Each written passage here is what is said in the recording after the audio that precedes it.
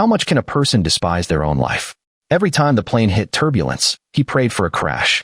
He thought that only then would his life no longer be utterly meaningless.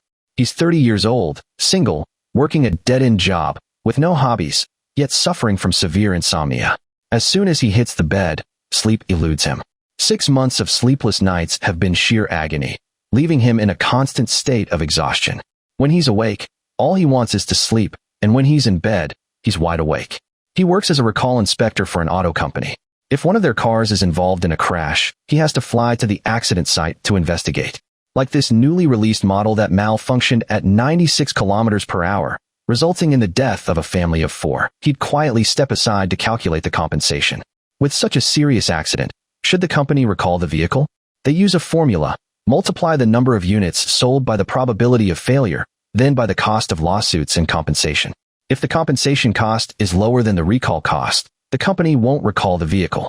In other words, to save money, the company would rather let more people drive and risk further accidents.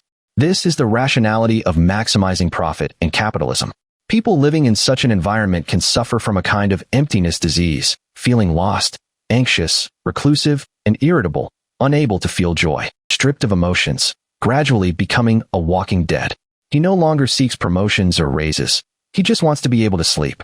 He goes to the doctor, but the doctor refuses to prescribe sleeping pills. He says he's in pain, but the doctor tells him he's not.